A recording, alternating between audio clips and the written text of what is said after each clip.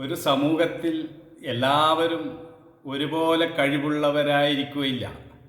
ഒരാൾ ജെറ്റ് വിമാനം ഓടിക്കുന്നവനായിരിക്കും, വേറൊരുവൻ നിലമുഴുന്നവനായിരിക്കും.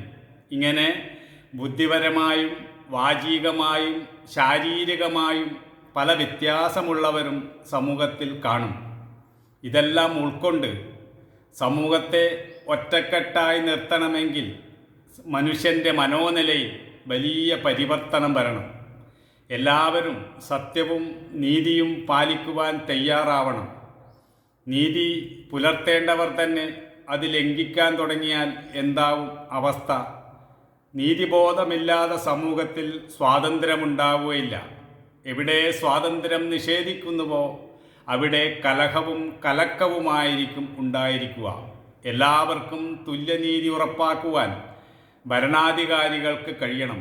എങ്കിലേ സമൂഹത്തിൻ്റെ താളലയം നിലനിർത്തുവാൻ കഴിയുകയുള്ളൂ.